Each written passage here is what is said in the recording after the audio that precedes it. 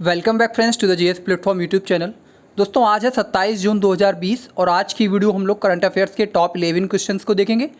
Video के and में आपसे दो क्वेश्चन पूछे आएंगे, जिनमें से एक क्वेश्चन करंट अफेयर्स से रिलेटेड होगा और दूसरा क्वेश्चन जीएस से रिलेटेड होगा। उन दोनों क्वेश्चन के आंसर आपको कमेंट बॉक्स में कमेंट करने होंगे। आज की वीडियो की पीडीएफ के लिए आप इस वीडियो के डिस्क्रिप्शन बॉक्स में जाइएगा, वहाँ पर आपको हमारे टेलीग्राम चैनल का लिंक मिलेगा। हमारे टेलीग्राम चैनल का नाम है द जीएस प्लेटफॉर्म, इसको आप ज्वाइन कर लीजिएगा।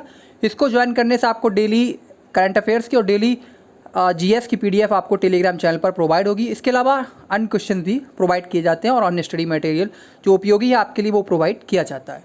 चलिए आज की वीडियो को शुरुआत कल के प्रश्नों के रिवीजन से करते हैं। हालांकि कल मैंने वीडियो नहीं बनाई थी, लेकिन फिर भी जो कल के टॉप 10 क्वेश्चन थे वो आपके सामने है। हाल ही में अंतर्राष्ट्रीय महिला दिवस कब मनाया गया है? 25 जून को। दूसरा क्वेश्चन, हाल ही में किस राज्य सरकार ने बुखार क्लिनिक स्थापित करने की घोषणा की है? कर्नाटक राज्य सरकार ने। तीसरा क्वेश्चन, जस्टिस अनंत मनोहर बदर को किस हाई कोर्ट का न्यायाधीश बनाया गया है? केरल हाई कोर्ट का न्यायाधीश बनाया गया है। इंपॉर्टेंट क्वेश्चन है।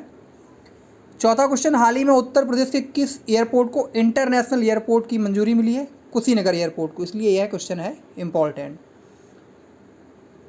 पांचवा क्वेश्चन, हाल ही में किसने क्लाइमेट प्लेज फंड की घोषणा की है? अमेजॉन ने।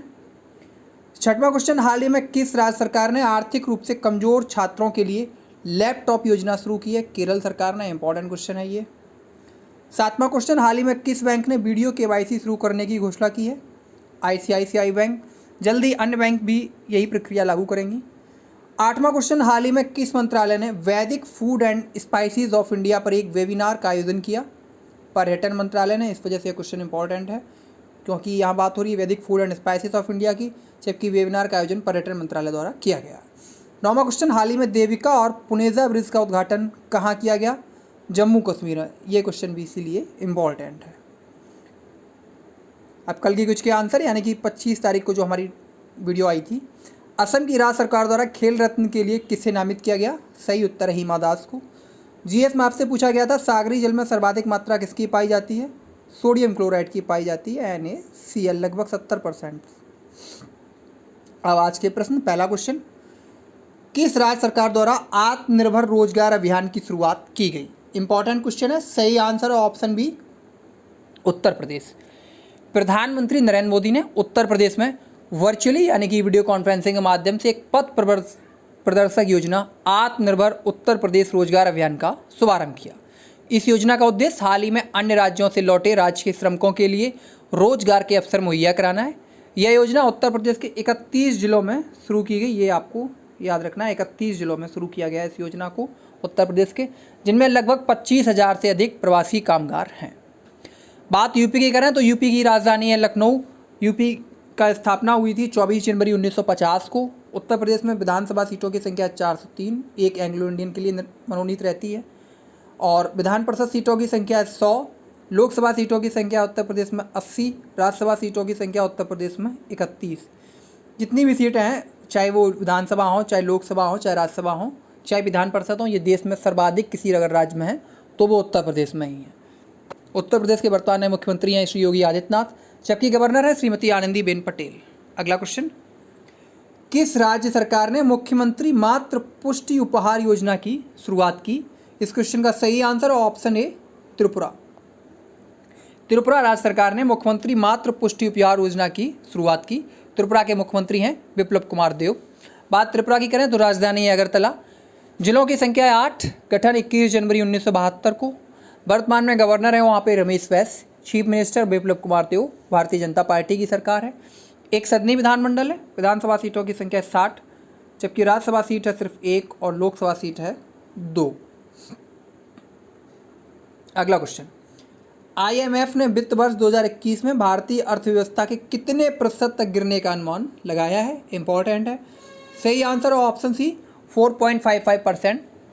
IMF यानी कि इंटरनेशनल मॉनेटरी फंड यानी कि अंतर्राष्ट्रीय मुद्रा कोष ने भारतीय अर्थव्यवस्था के वित्त वर्ष 2021 में 4.55% की भारी गिरावट का अनुमान लगाया है, जबकि अप्रैल 2021 के महीने में 1.9% की वृद्धि का भी अनुमान व्यक्त किया। ये होगी आपकी अप्रैल 2021 में।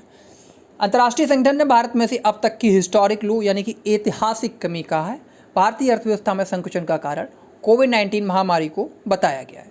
इसके अलावा IMF ने भारतीय अर्थव्यवस्था के वित्त वर्ष 2022 में 6% की वृद्धि दर उभरने की भी संभावना जताई है 2022 में। यह अनुमान IMF ने अपने हाल ही में जारी किए गए विश्व आर्थिक आउटलुक ए क्राइसिस लाइक एक no other and uncertain outlook में जारी किए हैं। अब बात करें IMF की, तो IMF की स्थापना हुई थी 1944 में ब्रेटन वुड सम्मेलन के तहत, और यह औपचारिक रूप से 1945 में अस्तित्व में आया था। ठीक है, तो स्थापना पूछी जाए तो 1945 ही बताना है। इसका जो मुख्यालय है वो वाशिंगटन DC में है। वर्तमान समय में IMF की जो प्रमुख हैं वो है क्रिस्टलिना जॉर्जीवा, जबकि भारतीय मूल के गीता गोपीनाथन को प्रमुख अर्थशास्त्री के रूप में नियुक्त किया गया है। IMF के सदस्य देशों की संख्या पूछी जाए तो सदस्य देश हैं IMF में 189 यानी कि 189। लेटेस्ट सदस्य जो शामिल किया गया था वो था नॉर्वे, जो कि 2016 में अंतर्राष्ट्रीय मुद्रा कोष का 189वां सदस्य बना था। जो वर्ल्ड इकोनॉमिक आउटलुक रिपोर्ट है वो IMF द्वारा आमतौर पर एक वर्ष में 2 बार पब्लिश की जाती है। अगला क्वेश्चन, AWMS तकनीक स्थापित करने वाला भारत का पहला हवाई अड्डा कौन बना? इंपॉर्टेंट क्वेश्चन है। सही आंसर है option A, Bengaluru. Bengaluru international airport limited, जो कि कैंपेगौड़ा इंटरनेशनल एयरपोर्ट का संचालन भी करता है, अपने नए रनवे के दोनों छोरों पर स्वदेशी रूप से विकसित aviation weather monitoring system, AWMS का फुल फॉर्म है एविएशन वेदर मॉनिटरिंग सिस्टम, यह स्थापित करने वाला भारत का पहला हवाई अड्डा बन गया है। यह नई aviation weather monitoring system technique Bengaluru स्थित CSIR यानी कि CSIR national aerospace laboratories NAL द्वारा विकसित की गई है। इसके अतिरिक्त VAIL ने 4 दृष्टि ट्रांसमिटोमीटर को भी स्थापित किया गया है। अब बात करते हैं एविएशन वेदर मॉनिटरिंग सिस्टम के बारे में, यानी कि AWMS। यह क्या है? AWMS सेंसर को 10 मीटर के मास्ट पर स्थापित किया गया है, जो कि NAL यानी कि नेशनल एरोस्पेस लेबोरेटरीज द्वारा डिजाइन किया गया अपनी तरह का पहला सेंसर है। इसमें इको फ्रेंडली, लाइट वेट सहित कई अनूठी विशेषताएं हैं और जिनकी कार्यात्मक अवधि 60 वर्ष से अधिक है। अगला क्वेश्चन, किस संस्था ने नेविगेटिंग द न्यू नॉर्मल अभियान शुभारंभ किया? इंपॉर्टेंट क्वेश्चन है। सही answer option B, NITI Aayog. NITI Aayog द्वारा bill and Melinda Gates foundation, Ashoka university, centre for social and behavioural change यानी कि CSBC और स्वास्थ्य मंत्रालय, इसके अलावा महिला एवं बाल विकास मंत्रालय के साथ मिलकर नेविगेटिंग द न्यू नॉर्मल नामक एक नया व्यवहार परिवर्तन यानी कि बिहेवियरल चेंज इनिशिएटिव शुरू किया गया है। भारत सरकार द्वारा गठित एम्पावर्ड ग्रुप 6 के मार्गदर्शन में नेविगेटिंग द न्यू नॉर्मल अभियान को तैयार किया गया है। इस अभियान को 2 भागों में चलाया जाएगा, पहला वेब पोर्टल जबकि दूसरा मीडिया अभियान। वेब पोर्टल सार्वजनिक भागीदारी बढ़ाने का प्रयास करने के साथ साथ लोगों को कोविड-19 से सुरक्षित रहने के लिए अपने व्यवहार को बदलने के लिए प्रोत्साहित करेगा। इसमें जो ध्यान दिया जाएगा वो मास्क पहनने पर, सोशल डिस्टेंसिंग यानी कि 2 गज की दूरी है बहुत ज़रूरी, हाथ को साफ रखना और सार्वजनिक स्थानों पर थूकने को रोकना, इन 4 चीज़ों पर प्रमुख ध्यान दिया जाएगा। अगला क्वेश्चन, FATF का मुख्यालय किस देश में है? इसकी बात क्यों हो रही है? पहली बात तो ये क्योंकि ये कोई GS का क्वेश्चन करंट का क्वेश्चन नहीं है। FATF यानी कि फाइनेंशियल एक्शन टास्क फोर्स, इसकी बात इसलिए हो रही है क्योंकि इसने हाल ही में पाकिस्तान को एक बार फिर ग्रे लिस्ट में ही रखने का फैसला किया है। तो इसका जो मुख्यालय है FATF का वो आपका पेरिस में है और FATF की स्थापना हुई थी आपकी जुलाई 1989 यानी कि 1989 में। FATF है क्या? तो यह एक वित्तीय कार्रवाई कार्यबल, एक अंतर सरकारी निकाय है। इसकी स्थापना 1989 में की गई थी। FATF का उद्देश्य अंतर्राष्ट्रीय वित्तीय प्रणाली की सत्यनिष्ठा बनाए रखने के लिए धन शोधन, आतंकवादी वित्त पोषण और अन्य संबंधित खतरों से निपटने के लिए कानूनी, विनियामक और परिचालन उपायों के प्रभावी कार्यान्वयन को बढ़ावा देना है। अगला क्वेश्चन जो कि बहुत इंपॉर्टेंट है, MCC की पहली महिला अध्यक्ष कौन होगी? इस क्वेश्चन को आप रट लीजिएगा। सही आंसर ऑप्शन बी, क्लेयर कोनोर। इंग्लैंड की पूर्व महिला कप्तान क्लेयर कोनोर मेलबर्न क्रिकेट क्लब यानी कि MCC के 233 सालों के इतिहास में अध्यक्ष बनने वाली पहली महिला बन गई हैं। पहले गैर ब्रिटिश MCC अध्यक्ष थे कुमार संकारा, उन्होंने कॉनर को इस पद के लिए नॉमिनेट किया है। कॉनर वर्तमान में England and Wales cricket board में महिला क्रिकेट के प्रमुख पद पर कार्य कर रही हैं। उन्होंने 1995 में 19 ईयर्स की एज में इंग्लैंड के लिए अपना पहला मैच खेला था। आमतौर पर MCC के अध्यक्ष अपने पद पर 1 वर्ष तक बने रहते हैं, लेकिन कुमार संकारा के कार्यकाल को कोरोना वायरस महामारी के चलते 12 महीनों के लिए आगे बढ़ाया गया है। वर्ष 1998 तक एमसीसी के पास लॉर्ड्स क्रिकेट ग्राउंड का भी स्वामित्व है। ने महिलाओं को सदस्य बनने की अनुमति देने के लिए मतदान नहीं किया था। एमसीसी है जरूर मेलबर्न क्रिकेट क्लब नाम थी, लेकिन अगर इसका मुख्यालय पूछा जाए तो ये लंदन यूनाइटेड किंगडम में। ये एक बहुत ही रोचक बात है, आपसे पूछा जा सकता है कि मेलबर्न क्रिकेट क्लब का मुख्यालय कहाँ है। मेलबर्न जो है बहुत जरूर ऑस्ट्रेलिया में है, लेकिन सॉरी पहली बात तो ये मेरी लेबॉर्न क्रिकेट क्लब है और इसके जो स्थापना है 1787 में हुई थी और इसका जो मुख्यालय है वो लंदन यूनाइटेड किंगडम में है। अगला क्वेश्चन, किस भारतीय अभिनेत्री को टोरंटो इंटरनेशनल फिल्म फेस्टिवल में टॉप 50 एम्बेसडर्स में शामिल किया गया है? अभिनेत्री की बात हो रही है तो सही आंसर है option B, Priyanka Chopra. Important कह सकते हैं इस क्वेश्चन को। जबकि 2 भारतीयों को शामिल किया गया है, एक है अनुराग कश्यप जो कि फेमस डायरेक्टर हैं, अनुराग कश्यप। बॉलीवुड अभिनेत्री प्रियंका चोपड़ा और फिल्म निर्माता अनुराग कश्यप का नाम टोरंटो इंटरनेशनल फिल्म फेस्टिवल 2020 के 45वें संस्करण के टॉप 50 एम्बेसडर्स में शामिल किया गया है। टोरंटो इंटरनेशनल फिल्म फेस्टिवल का 45वां संस्करण 10 से 19 सितंबर के दौरान टोरंटो में आयोजित किया जाएगा। टोरंटो अंतर्राष्ट्रीय फिल्म महोत्सव की शुरुआत 1976 में हुई और इसका जो मुख्यालय है वो टोरंटो कनाडा में है। कनाडा की राजधानी है ओटावा। अगला question, international day in support of victims of torture कब मनाया जाता है? सही आंसर ऑप्शन बी, 26 जून। यानी कि यातना पीड़ितों के समर्थन में संयुक्त राष्ट्र अंतर्राष्ट्रीय दिवस 26 जून को दुनिया भर में मनाया जाता है। यह दिवस संयुक्त राष्ट्र द्वारा मानवीय अत्याचारों के बारे में लोगों में जागरूकता बढ़ाने के लिए मनाया जाता है, जो न केवल अस्वीकार्य है बल्कि अक्षम अपराध भी है।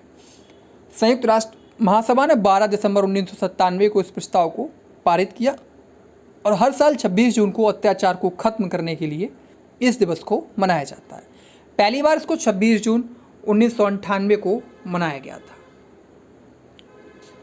संयुक्त राष्ट्र की मुख्यालय न्यूयॉर्क अमेरिका में स्थित है। संयुक्त राष्ट्र की स्थापना 24 अक्टूबर 1945 को हुई थी। वर्तमान में जो संयुक्त राष्ट्र के महासचिव हैं वो है एंटोनियो गुटेरेस। अगला क्वेश्चन, लेकिन हाल ही में बोलकर वोजनिक को नियुक्त किया गया है।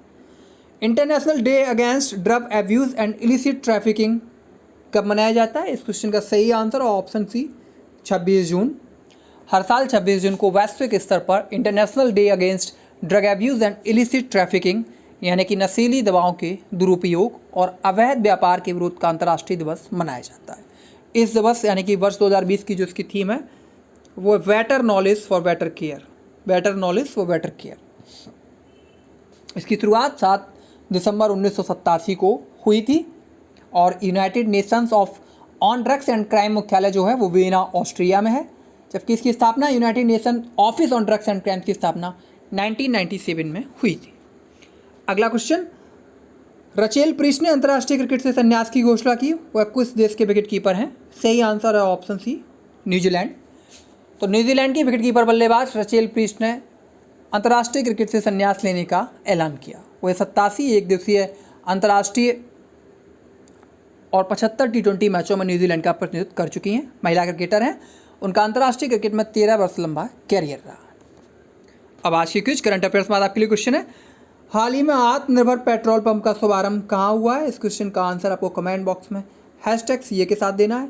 वहीं GS में आपके लिए क्वेश्चन है, प्रथम कर्नाटक युद्ध कहाँ हुआ था? ये आप मॉडर्न हिस्ट्री से क्वेश्चन है।